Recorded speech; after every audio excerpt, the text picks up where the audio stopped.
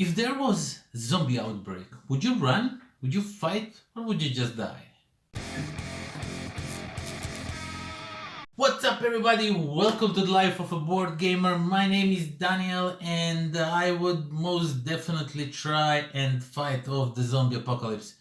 Even though when I was joking, I jokingly once said to a friend that I would fulfill that stereotype of the role stereotype of a guy who gets bitten by zombie and then doesn't say anything about it, so he infects other people. So somebody has to do it. You need to do that. That's just how all the movies go. So I presume in the real life it will be like that.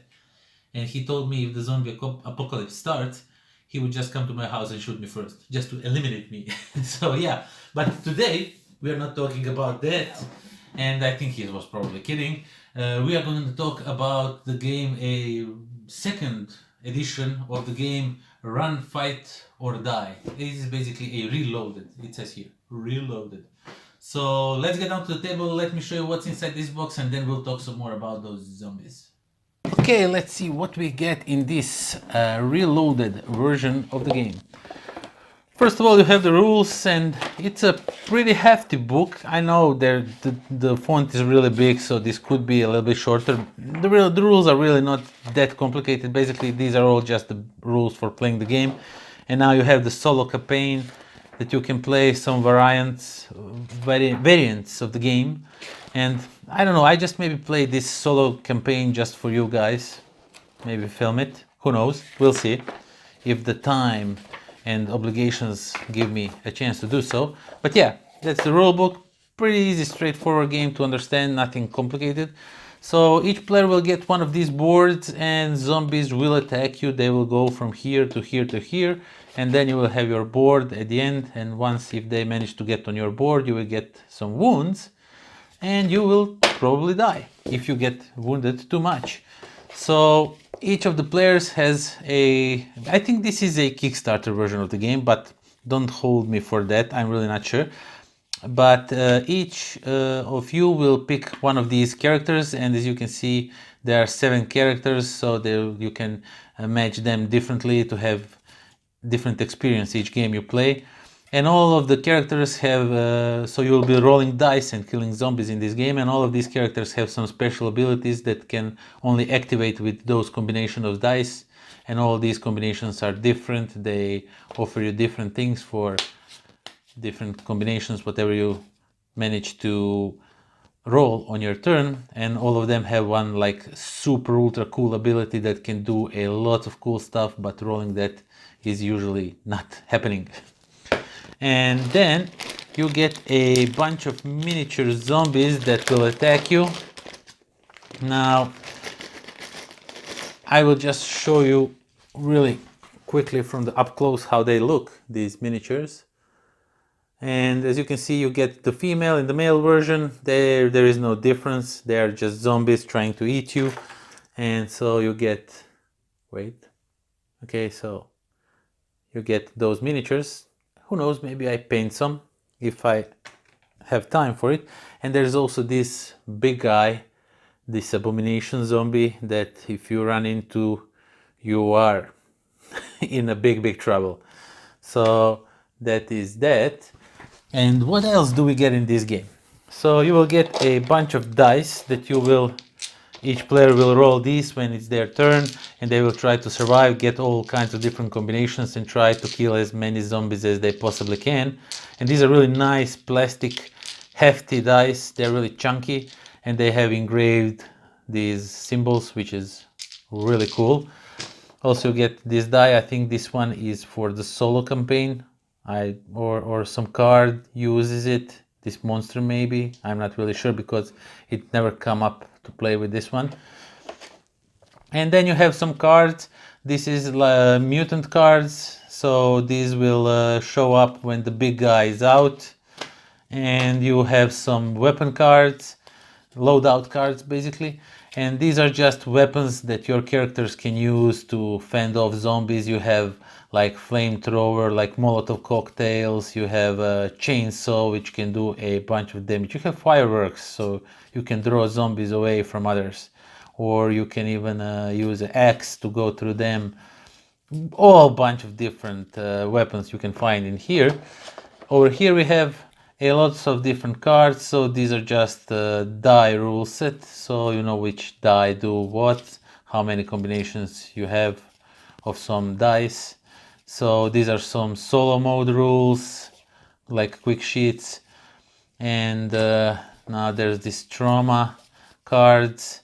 I think these are all solo component cards, upgrade cards, action cards, and location cards. These are all for solo game. I still didn't play solo campaign, so I really don't know how they work.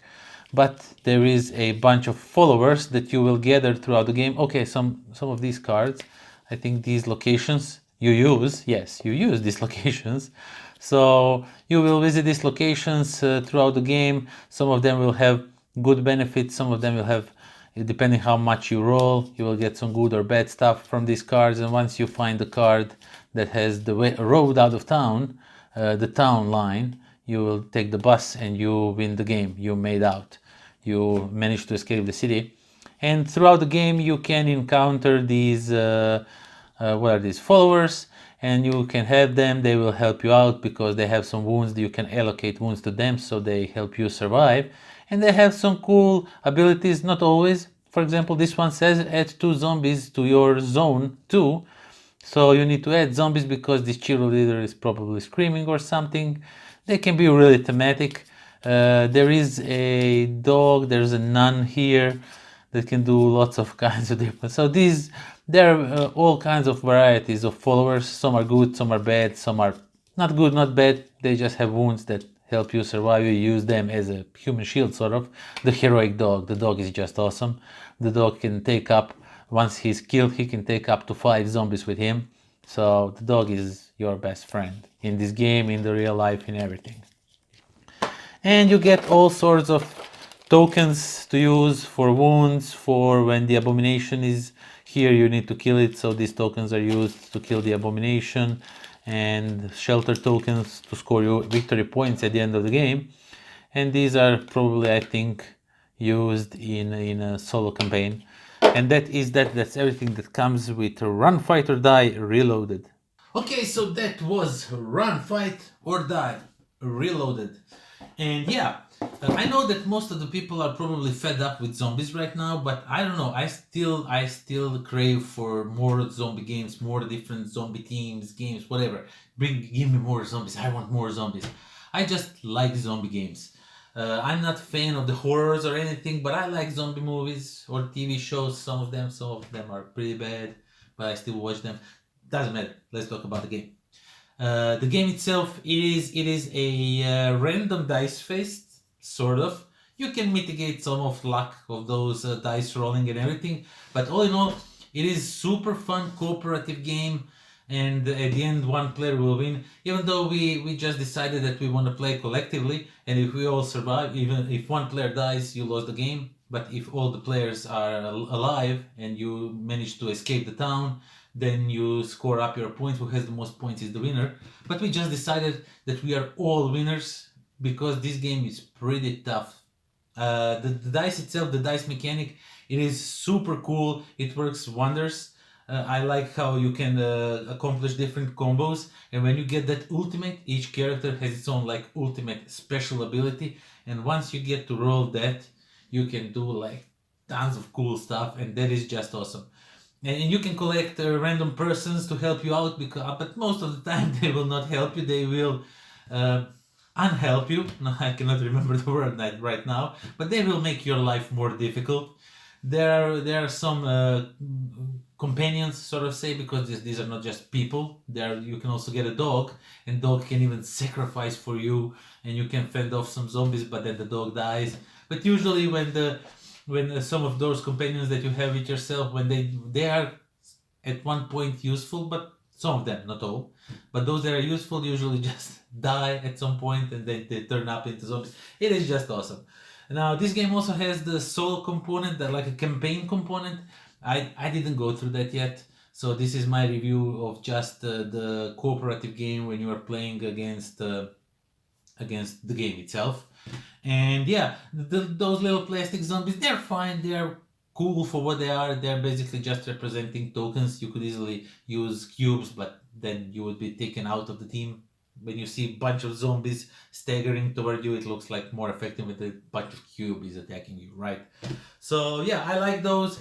And a run, fight or die is actually super fun. It is really stressful since it's a cooperative game. All of those cooperative games are usually hard and kind of stressful, but to me it is a stressful in a good way, because all of us at the table, we were always constantly thinking, okay, now this guy, you need to help him because he has some turns now. Sometimes you need to send some zombies to other players, and then you can decide to which player you want to send zombies.